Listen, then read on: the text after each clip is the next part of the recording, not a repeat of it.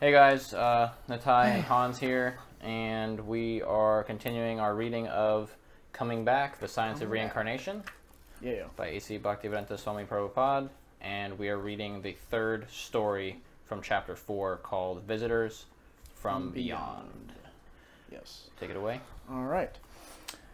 There's a Bhagavad Gita verse here at the top, just the translation, Bhagavad Gita 8:6, Chapter 8, verse 6. Whatever state of being one remembers, when he quits his body, that state he will attain without fail. As the soul sets out on its mysterious journey after death, it may, according to the traditions of the world's greatest religions, meet with beings from other levels of reality. Excuse me.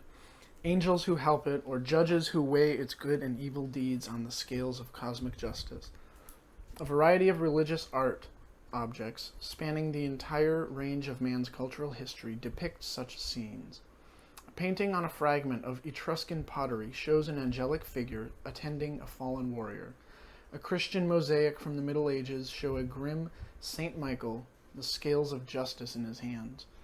Many people who have had near-death experiences often report encountering such beings. In the Vedic scriptures of India, we learn of the servants of Lord Vishnu, also called the Vishnu Dutas, who appear at the time of death to accompany the pious souls on its way to the spiritual world. The Vedas also tell of the fearsome agents of Yamaraj, the Lord of Death, who forcefully arrest the soul of a sinful man and prepare it for its next incarnation in the prison of a material body. In this historical account, the servants of Vishnu and the servants of Yamaraj dispute the fate of the soul of Ajamila, deciding whether he should be liberated or reincarnated. So I think it's really, I'll take a break here for a second. It's important, that last sentence there, deciding whether he should be liberated or reincarnated. Yeah. And just above, I don't remember if I sent you the one podcast where they were talking about sin.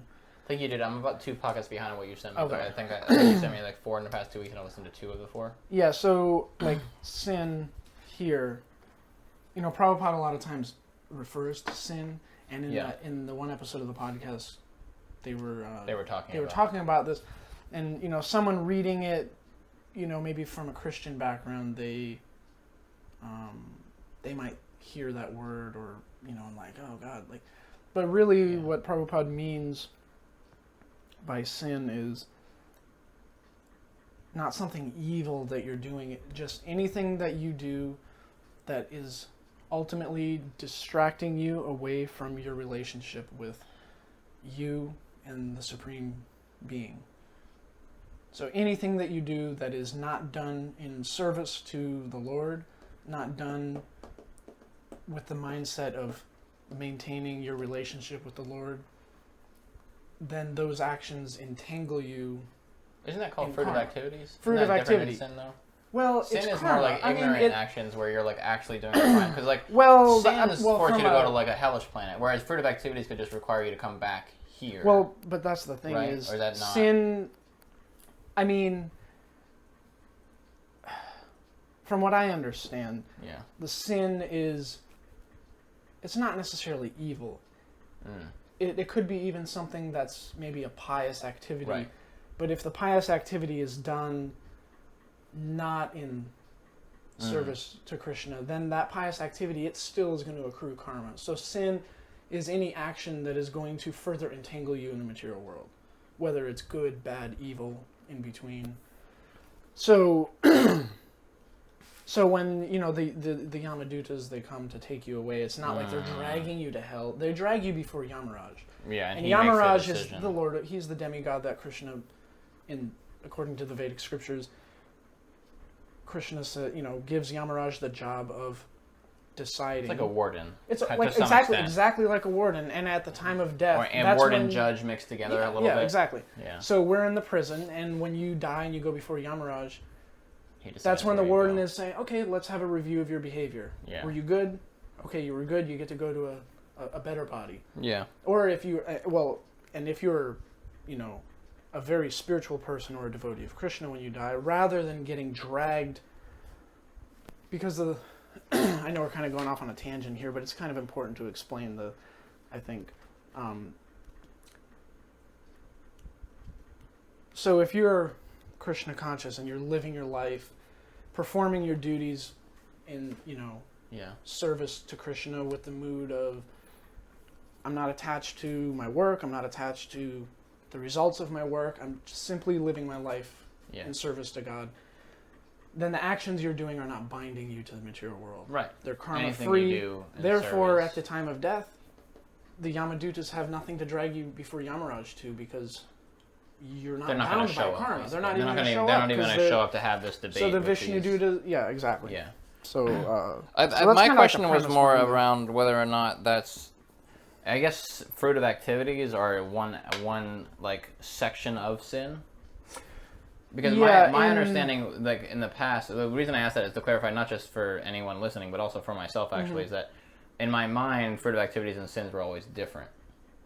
In the sense of like, fruitive activities would be things that weren't inherently bad per se, but they were still kind of meaning that you'd come back. Like the pious activities that aren't for Krishna, that kind of give you good karma, that now you have to come back to get those good benefits from the karma, versus sin being something that's like more punishable per se, air quotes. I mean, it kind of depends on. But I guess it's just like one aspect of it, like demonic activity versus fruitive, like demonic sin versus fruitive activity sin, but they're still considered sin all the way around, kind of. I'd have to pull up. There's some Bhagavad Gita verses that talk about this. So, fruitive activity... I mean, either way, it's kind of semantics. It's a semantics. Yeah. Fruitive activity is any activity that you are doing that you... will get fruits from. You'll get something or some reward from it. I'm doing something because I want a reward for it. Anything that's not a spiritual reward, because the only reward you're really able to, I guess, like, want is that relationship with Krishna. Yeah. That to go back to our eternal form and not have to keep coming back in these. Well, the interesting thing is, like, in those verses that I sent you, and I think some of the other ones after that I read in the Bhagavad Gita, from what I am gathering from the Bhagavad Gita, it's really fascinating. It's really not necessarily physical change in your life that has to take place to become Krishna conscious. It's all about a state of mind. Yeah. So, like, you and I could both do the same thing for a career. We both have a family, both do our things. Yeah. If I'm doing everything and I'm only doing it for the reward, for the fruitive work, and I'm forgetting about Krishna, I'm neglecting, maybe I'm an atheist, I don't believe in God, but I'm a very pious person and I live my life, I'm a good father, I'm a good husband, provide for myself, I'm a responsible citizen. You may live your life the exact same way, but if you're living your life and you are always thinking about Krishna and you're devoting everything you do for Krishna, you are actually, like, this is the really fascinating bit, is you're able to enjoy, and not that if you're living in the right mindset, you're not doing it for the enjoyment, but you get the fruits of the enjoyment anyways. Right, and you end up enjoying it. That's part of Krishna's relationship with the devotee. He gives you that anyway. Yeah, like, the yogi who falsely says, I'm going to run away, go to the woods, I'm going to, avoid looking at beautiful women so I don't get attached. You're just then you're still thinking about those things. Exactly. If you get married and you marry a beautiful woman, the story and before family and you're with the deer. He went out to avoid all his attachments, and he still ended up finding this deer, and then he got attached to the deer. So, like, if you're not, and I was actually having a conversation. I know we need to start reading again, but a conversation with Dhamma and Vrin the other day, and we were talking briefly about this type of thing. As far as, like, sometimes it's easy to, like, see people, and, like, basically it's like, what is going to the temple and being, like, chanting your rounds and going to the morning program, but then you go home and you play your video games and you do, like, it can seem almost like this aspect of, like, am I being fake by doing that? Because, but, and I guess in the one hand, depending on why you're doing it, like, if you're going to the temple to pretend to be this pure devotee, this self-realized soul, and then you get home and you turn all the blinds down and you turn on the game, like, no one can see me now, and then it's a problem because you're doing it to be, like, then it's kind of, like, subvertive. But I think there's a line there where it's like, if you are going because you do have issues controlling your senses, you do have these attractions to things and the desire to do things that aren't for Krishna, so you're trying to spend a few hours each day really focused on that, and then when you go home, you allow that, or before, whatever your cycle is, I think there's more room for that than people believe, because just by spending some time every day doing that service, you'll slowly get You're better. exactly You're like right. training yourself. You're exactly on that. right. I'm going to grab this Bhagavad Gita here, because I do remember a verse pertaining to this. I should have brought mine because I underlined the Leaning Tower pizza up there. I need to clean that book up. I don't have enough room in that bookshelf. I actually went to look for another bookshelf that's so nice and perfect size, and it's no longer being sold. I'm like, are you kidding me? Hopefully it's because of COVID and it comes back. But we'll see. Oh God, I really need to bring mine with me. Well, while you're looking, why don't I start reading so we don't take reading, too long? Yep. And we'll circle back to that. All right. So, in the city of Kanyakubja, there once lived a young saintly Brahmana priest named Ajamila, who fell from the path of spiritual life and lost all his good qualities when he fell in love with a prostitute. Giving up his priestly duties, Ajamila now made his living through robbery and gambling and passed his life in debauchery. By the time he was 88 years old, Ajamila had fathered 10 sons by the prostitute. Wow. They got busy. The youngest, a baby was named Narayan, one of the names of the Supreme Lord Vishnu. Ajamila was very attached to his young son and derived great pleasure watching the child's early attempts to walk and talk. One day, without warning, the time of death arrived for the foolish Ajamila. Terrified, the old man saw before him gruesome figures with fierce, twisted faces. These subtle beings with ropes in their hands had come to forcibly escort him to the court of Yamaraj, the Lord of Death. Yeah, they even call it a court here. Seeing these ghoulish creatures, Ajamila became bewildered, and out of affection for his beloved child, who was playing a short distance away, he began to cry loudly, "Narayan, Narayan!" with tears in his eyes, weeping for his young son. The great sinner Ajamila unwittingly chanted the holy name of the Lord. You can sit down here. You couldn't find it? No, I found it. Oh, you did? Okay. I marked it. Hearing their master's name chanted with great feeling by the dying Ajamila, the order carriers of Vishnu, the Vishnu Dutas, arrived within a second. They appeared just like Lord Vishnu himself. Their eyes resembled the petals of a lotus flower. They wore helmets of burnished gold and glittering yellow silk garments, and their perfectly formed bodies were decorated with garlands of fragrant lotuses. They appeared fresh and youthful, and their dazzling effulgence illuminated the darkness of the death chamber. In their hands they held bows, arrows, swords, conch shells, clubs, discs, and lotus flowers. Just to clarify there, the death chamber is not like a torture device from like one of the world wars. They're talking about where he's the room in which he is passing away. Yeah. Just I don't know if anybody would have thought that, but just to clarify. He's being hacked apart in the basement. Whoa. Do you want to read what we were talking about, or do you want to take over? Yeah, I guess. Yeah. Since it's more recent now. We'll stop there with the well, actually, this is great because it pertains to Ajamila and the lust and. So Arjuna is asking. I'll read a few translations to give context, and then purport real quick. My phone was not on silent. I'm turning it on silent now. All right, cool. Okay, so Krishna here says, "But those who out of envy disregard these teachings," and he's speaking about the Vedic teachings, and do not practice them regularly, are to be considered bereft of all knowledge, befooled and doomed to ignorance and bondage. Even a man of knowledge acts according to his own nature, for everyone follows his nature. And when he says nature, I believe he's referring to the nature that we have based on our karmic background, our natural tendencies. Like based on our karma, the three modes of nature affect us differently. So if you've been living very piously, you're going to be more affected by the mode of goodness. Right. Whereas someone who's much more in the mode of ignorance, you're a drug addict or something, then you're going to be tending to be more affected by the mode of ignorance. Or if you're, so what can repression accomplish? Repression meaning shoving down those desires and trying to just like, oh no, I'm a yogi, I'm going to go meditate in the woods. So Oh, is this what you sent me the other day? Because you sent me some really powerful stuff on the same subject. Yeah. This was, I think, what I sent you. Or some similar. Of it. Yeah, it's very... Read. Attraction and repulsion for sense objects are felt by embodied beings, but one should not fall under the control of senses and sense objects, because they are stumbling blocks on the path of self-realization. So then here's the purport for this one. Oh, excuse me. Those who are, and this is by Srila Prabhupada, those who are in Krishna consciousness are naturally, or God consciousness, whatever, he just calls it Krishna consciousness, so are naturally reluctant to engage in material sense gratifications. But those who are not in such consciousness should follow, right?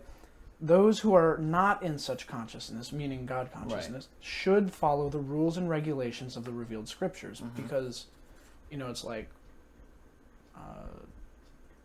going to the gym. You want to get ripped, you can't just not, you have to do some kind of regimen, and then you slowly gain results.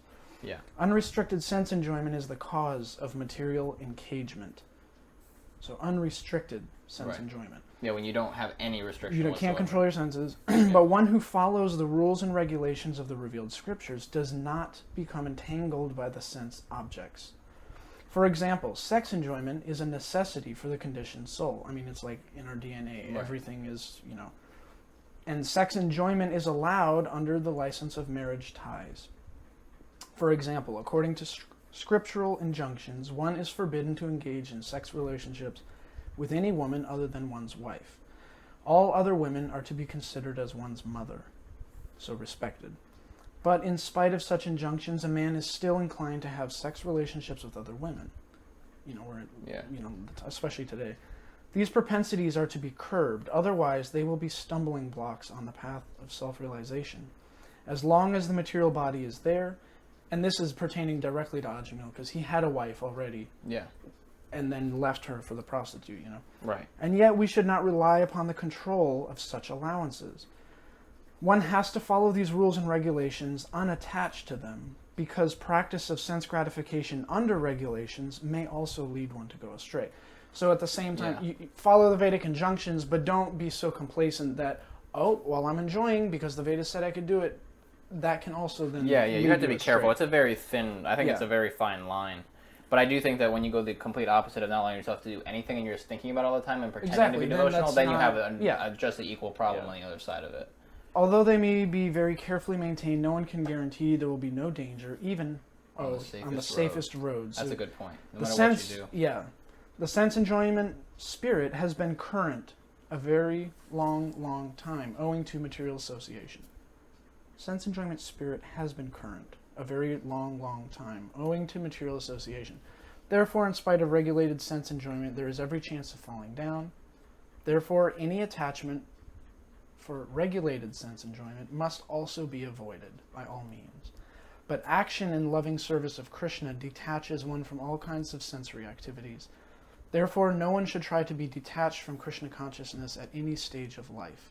The whole purpose of detachment from all kinds of sense attachment is ultimately to become situated on the platform of Krishna consciousness, or God consciousness. So I want to really quickly read the other stuff you sent me. It's just the translations. I won't read the purport, so it should be pretty quick. But I want to. These were the ones I think that I read this morning that I wanted to send you anyways. Let's see here. And then this one here is a good one. 36. Arjuna asks, "O descendant of Vrishni, by what is one impelled to sinful acts, even unwillingly, as if engaged by force?" So we may not want to act sinfully, but sometimes we end up doing. So, okay, a living entity, it's a short purport. A living entity as part and parcel of the Supreme is originally spiritual, pure, and free from all material contaminations. Therefore, by nature, he is not subjected to the sins of the material world. But when he is in contact with material nature, he acts in many sinful ways without hesitation, and sometimes even against his own will. As such, Arjuna's question to Krishna is very sanguine, as to the perverted nature of the living entities. Although the living entity sometimes does not want to act in sin, he is still forced to act. Sinful actions are not, however, impelled by the supersoul within. So it's not Krishna guiding you towards the sinful act. but are due to another cause, as the Lord explains in the next verse. And here Krishna says, quote, the Blessed Lord said, "It is lust only, Arjuna, which is born of contact with the material modes of passion, and later transformed into wrath, and which is the all-devouring sinful enemy of this world." I'm really quick read these translations. We'll get back to what we're reading. So this is also in chapter 3. It's text 8. Perform your prescribed duty, for doing so is better than not working. One cannot even maintain one's physical body without work. This is the next translation, one who restrains the senses of action, but whose mind dwells on sense objects, certainly deludes himself and is called a pretender. And that's what I was talking about. Yes. As far as the idea of like forcing yourself to completely give everything up when you're not ready for that. Kind of like the podcast we listened to, saying how like our life experiences are meant to like ripen us for hearing and like better. Yeah, which of course, if you die early or whatever, it's, you know, doesn't mean you should just like wait till you're 80 to start doing anything. But there is room for like you screw up, you just keep working on it. It's not like you're. One who restrains this. Oh, that's what I just read. On the other hand, if a sincere person tries to control the active senses by the mind and begins karma yoga in Krishna or God consciousness without attachment, he is by far superior. Yeah. Anyway, let's get back to this. Dropping them knowledge bombs. So back to the Vishnu Duta's arrival to the death chamber. You left it off right here, right? Lotus flowers. Okay. The Vishnu Dutas saw the servants. Yeah. The Vishnu Dutas saw the servants of Yamaraj. The Yamadutas, snatching Ajamila's soul from the core of his heart, and with resounding voices they cried, "Stop!" The Vishnu Dutas yelled, "Stop!" I'm sorry. You're good. The Yamadutas, who had never before encountered any opposition, so these guys are just going about their job, man. They're going to lasso souls and drag them before justice, and all of a sudden, trembled upon hearing the Vishnu Duta's harsh command. "Who are you? Who are you trying to stop? Or why are you trying to stop us?" they asked. "We are the servants of Yamaraj, the Lord of Death." The agents of Vishnu smiled and spoke in voices as deep as the rumbling of rain clouds. "If you are truly the servants of Yamaraj, you must explain to us the meaning of the cycle of birth and death. Tell us, who must enter this cycle and who must not?" The Yamadutas replied, "The sun, fire, sky, air, demigods, moon, evening, day and night, the directions, water, land, and the supersoul, or the Lord within the heart, all witness the activities of everyone. The candidates for punishment in the cycle of birth and death are those who are confirmed by these witnesses to have deviated from their religious duties." Well, that's pretty heavy. "The candidates for punishment in the cycle of birth and death are those who are confirmed by these witnesses." So the sun, fire. That's why in Vedic, right there, the second one is fire. Yeah. You know, so in India and these Vedic, the Vedic culture is always, every morning, people have, it's a habit. People wake up before the sun. They worship the sun, but they don't worship the sun as if it's God. They're paying respects to the supreme awesome power of God. So the sun, they do sacrifices before fire because it's seen as pure. Yeah. And then you have sky, air. So these things that are all around us that you can never escape from. So those are bearing witness on us, according to their philosophy. You think Facebook's spying on you? Oh, yeah. Big Brother is watching. The biggest big brother. But he's not watching in a way of, I'm going to burn you in eternity. It's like, it's lovingly watching you, like a parent watching a kid. Right, as they play. Struggling to build a house of Lincoln logs. Like, ha, that's funny. Those candidates for punishment in the cycle of birth and death are those who are confirmed by these witnesses. Blah, blah, blah. In proportion to the extent of one's religious or irreligious action in this life, one must enjoy or suffer the corresponding reactions of karma in the next. Originally, the living being... And that's a really important line there, too, because assuming the law of karma and the cycle of birth and death, just assume that it is correct. Right. Then that is what gives the explanation for some people are really good people Right. They've never done anything. I'd never hurt a fly. But then they suffer through horrible events in their life. Yeah. And the thing is, it's from their past life. It's from not the past from life. This. I mean, or it could be something from this life, or as we saw with the story of Jad Bharat. I mean, think about this. From everyone on the external view looking in on Jad Bharat, they all felt sorry for him. Oh, he's a mute, dumb idiot. He can't speak. He's mentally challenged. Like, people throw rocks at him and chase him out of town. But was he that way? No. I mean, inside he made that choice. He's like, I'm going to do this because I don't want to be bothered. So that's another thing, is we may see, from us looking out, or looking at somebody else, you may think, oh my God, they're suffering so horribly. And they may be. Yeah. But you also don't know what kind of realizations they're going through. I mean, the suffering that we go through, you can either, just let it completely ruin your life. Yeah. Or you can choose to have a different, frame of mind and see it as a blessing in disguise, Yeah. I don't know. I know it sounds like, oh, well, it's easy for you to say because you're not going through that. I mean, yeah, it is. Yeah. I think, but the bottom line is that it's something that you have to go through. So if you're going through it anyway. You're going through it. So then if you focus on making sure you don't go through it in the future, that's like the best case, because then at least you don't have to come back. And that's kind of what this is all about, is not coming back to this material construct. Not. Or if we take the advice, like Krishna says in the Bhagavad Gita, is don't be disturbed by what's happening to the body. It's temporary. Right. Just like the stock market. It goes up, it goes down, it goes up. Yeah. When it's down and the economy tanks, it's only a matter of time before it comes back. So happiness and distress are the same thing. They're temporary. They're the waves. Yeah. And you either ride the waves or you fight against the waves and they just push you under and smash you against the rocks. I mean, it's like... originally, the living beings exist in the spiritual world as eternal servants of God. But when they give up the service of the Lord, they must enter the material universe, comprised of the three modes of nature.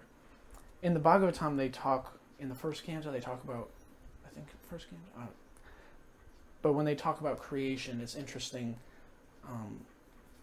where they actually give, the order of all the different elements that were used in creation, and it's really fascinating to read that. Goodness, passion, and ignorance, the three modes of nature. The Yamadutas explain that the living beings who desire to enjoy this material world come under the control of the modes, and according to their specific relationship with these modes, acquire suitable material bodies. A being in the mode of goodness obtains the body of a demigod, and one in the mode of passion takes birth as a human, and one in the mode of ignorance enters the lower species.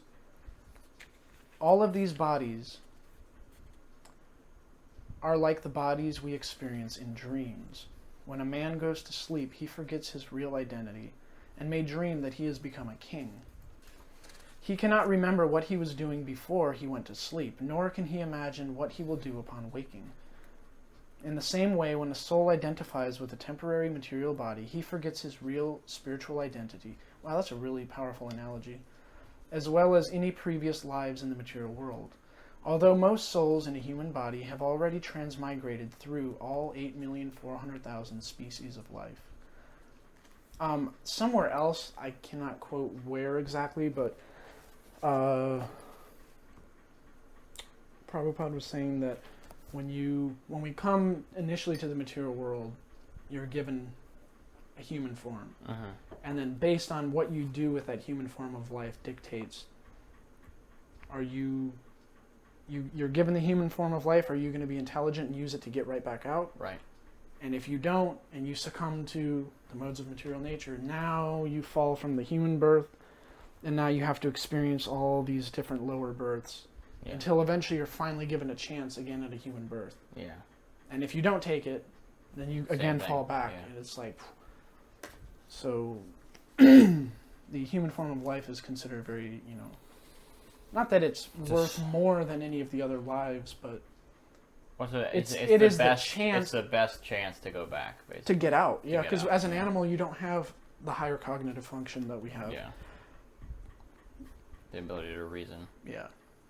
You want to... Yeah. The living entity thus transmigrates. This is the Yamaduta is continuing to explain. The living entity thus transmigrates from one material body to another in human life, animal life, and life as a demigod, the Yamaduta said. When the living entity gets the body of a demigod, he is very happy. When he gets a human body, he is sometimes happy and sometimes sad. We all know about that. And when he gets the body of an animal, he is always fearful. In all conditions, however, he suffers terribly, experiencing birth, death, disease, and old age. His miserable condition is called samsara, or transmigration of the soul through different species of material life. The foolish embodied living entity, the Yamadutas continued, unable to control his senses or his mind, is forced to act according to the influence of the modes of material nature, even against his own desires. He is like a silkworm that uses its own saliva to create a cocoon and then becomes trapped in it. The living entity traps himself in a network of his own fruitive activities and then can find no way to free himself. Thus, he is always bewildered and repeatedly dies and is reborn. Damn.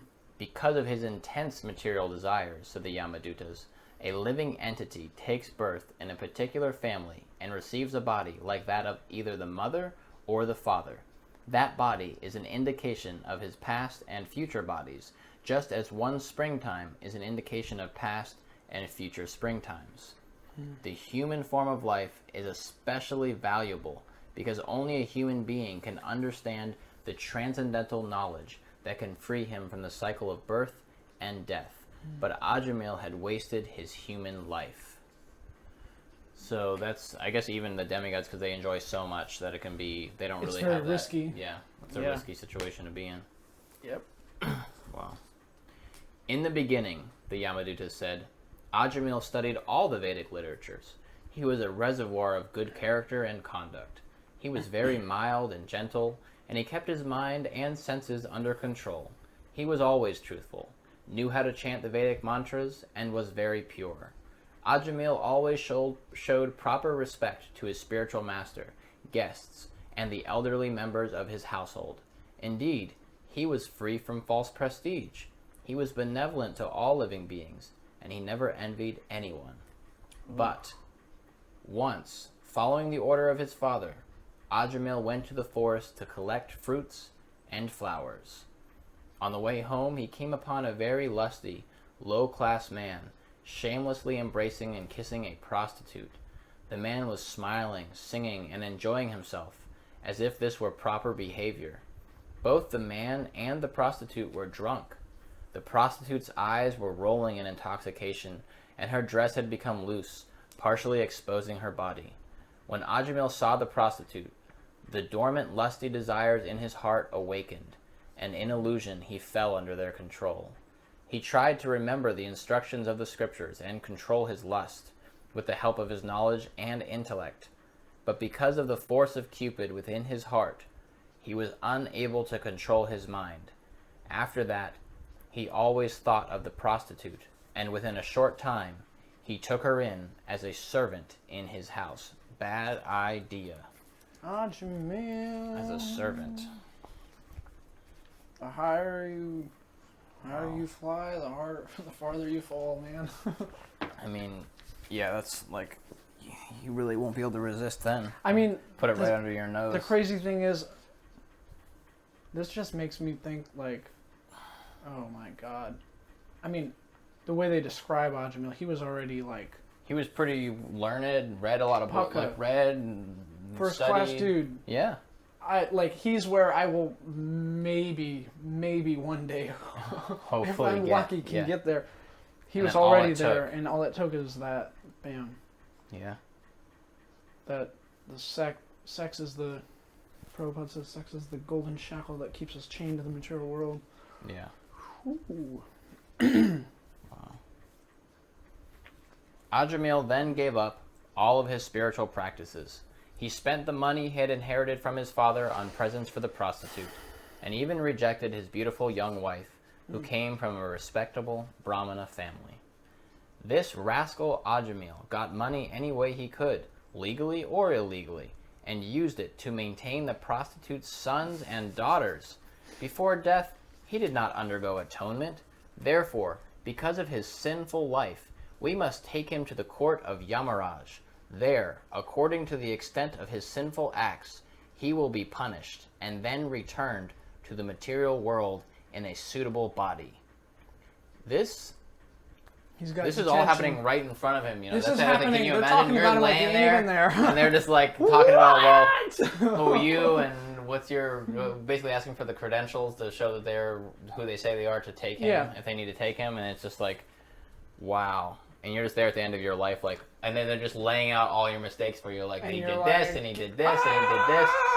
And all your justifications don't matter. It's all the principal stories. talking to your mom and dad that came to have to pick you up from the office, and you're just like, like, well, were you watching him? Because he wasn't doing great things. Oh, man. Oh, man. You want to take over for a minute?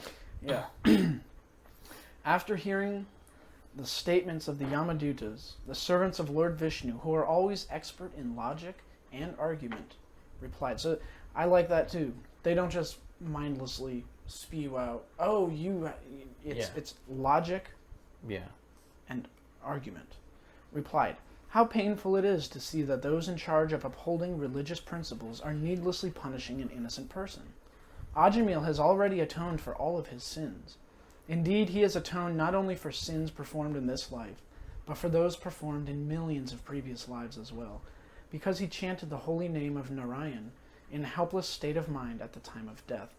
And many, many times, it is stated repeatedly in the Vedic scriptures, Bhagavad Gita, Prabhupada, over and over, Krishna, God, Vishnu, whatever you want to call him, and his name are non-different.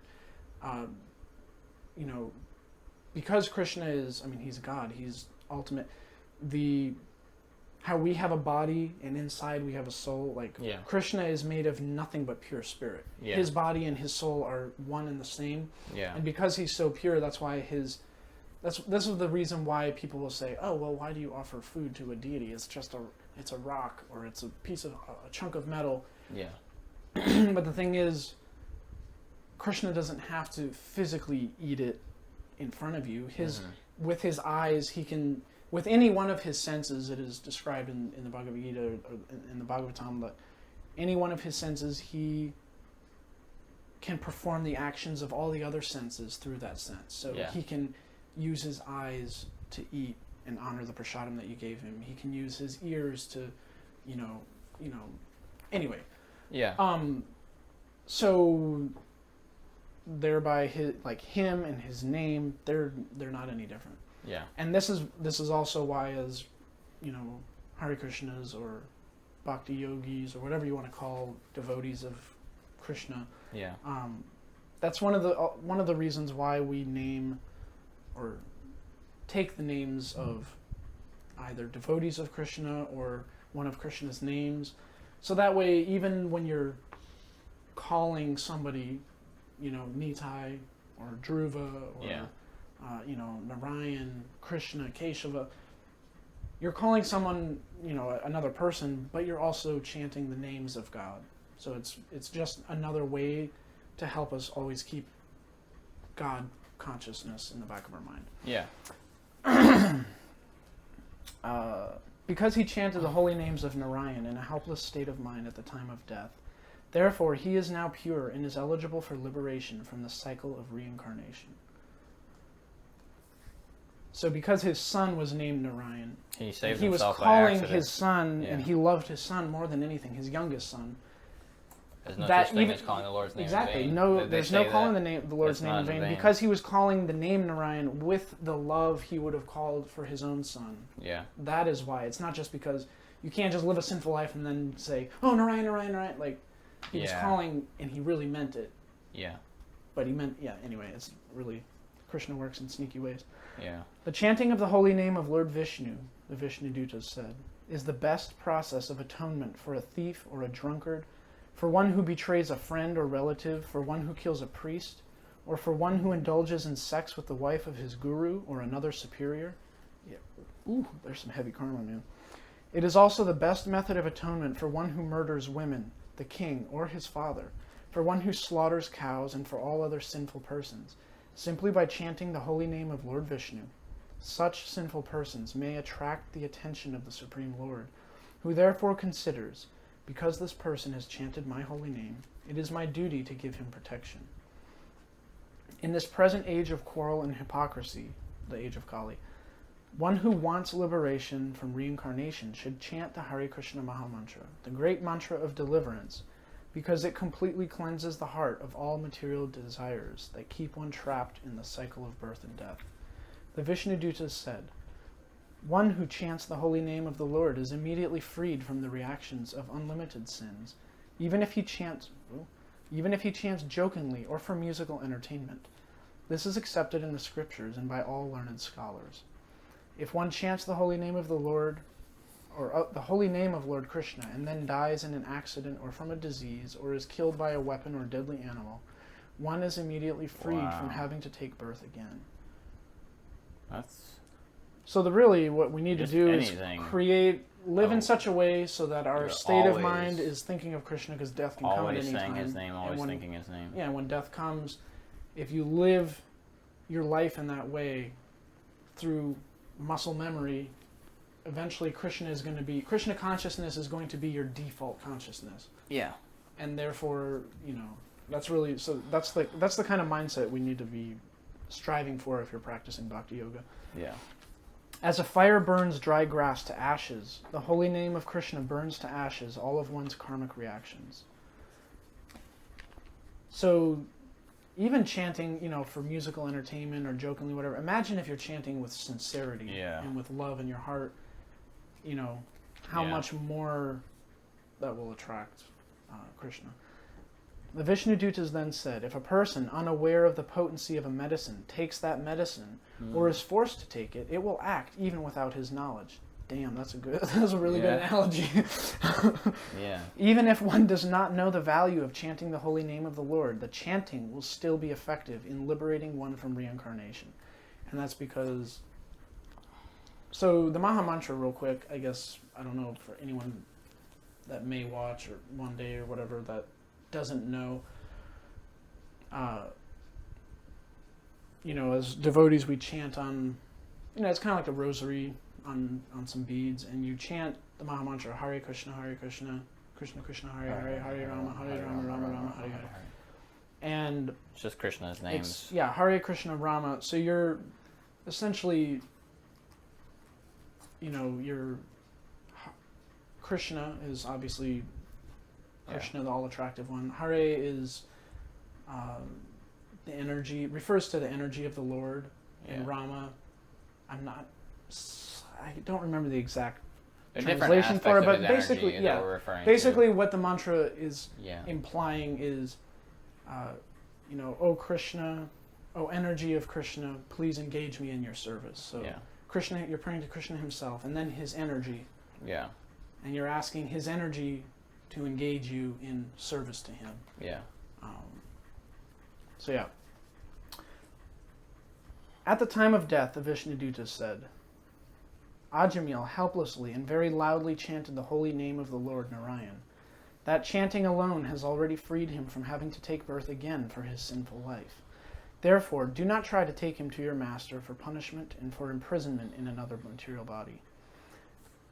The Vishnudutas then released Ajamila from the ropes of the servants of the Lord of Death. Ajamila came to his senses and, freed from fear, paid his heartfelt respects to the Vishnudutas by bowing his head at their feet. But when the Vishnudutas saw that Ajamila was trying to say something to them, they disappeared. This is like when the CIA shows up and is like, this is our jurisdiction now, and the local cops are like, what? Like, we caught this guy, he did all this stuff, and but there's stuff you don't know about. So you gotta move on. Roswell, New Mexico. Was this a dream I saw? Ajamila wondered. Or was it reality? I saw fearsome men with ropes in their hands coming to drag me away. Where have they gone? And why are there four... And where are those 4 radiant persons. Oh, okay. Where have they gone, and where are those 4 radiant persons who saved me? Ajamil then began to reflect on his life. Okay, so I'm assuming his soul was then returned to his body. Yeah, they didn't take him. Being a servant of my senses, how degraded I became. I fell down from my position as a saintly brahmana and begot children in the womb of a prostitute. Indeed, I don't think it's so much that it was the womb of a prostitute, but that it was the womb of another woman that was not your wife, and you threw your wife out. And it was all about the sex. It wasn't about any sort of enrichment in spiritual life. I gave up my chaste and beautiful young wife. What's more, my father and mother were old and had no other friend or son to look after them. Because I did not take care of them, they lived with great pain and difficulty. I mean, his mom and dad had to see him acting like that, and it must have really... It is now clear that a sinful person like myself should have been forced in his next life to suffer hellishly. I am such an unfortunate person, said Ajamil, but now that I have another chance, I must try to become free from the vicious cycle of birth and death. Ajamil immediately renounced his prostitute wife and journeyed to Haridwar, a place of pilgrimage in the Himalayan mountains. There he took shelter at a Vishnu temple where he practiced Bhakti Yoga, the yoga of devotional service to the Supreme Lord. In the Bhagavad Gita, there's many different types of yoga, and Krishna states Bhakti Yoga is the ultimate form of yoga. It will give you the results of the other forms of yoga, which ultimately are to remember. Yeah, it's like become the perfect yoga. It's the shortcut. When his mind and intelligence were fixed in perfect meditation on the form of the Lord, Ajamil again saw before him 4 celestial beings. Recognizing them as the same Vishnudutas who had saved him from the agents of death, he bowed down before them. There at Haridwar, on the banks of the Ganges, Ajamil gave up his temporary material body and regained his eternal spiritual form. Accompanied by the Vishnudutas, he boarded a golden aircraft and passed through the airways and went directly to the abode of Lord Vishnu, never again to reincarnate in this material world. Yeah. Ooh. Saved by the skin of your teeth. Yeah. That's good. Saved by the name of Narayan. Yeah. All right, guys. Thank you guys very much for listening. Yeah, it was good. And we'll be back soon with another one. Yep. Hare Krishna. Hari Bol.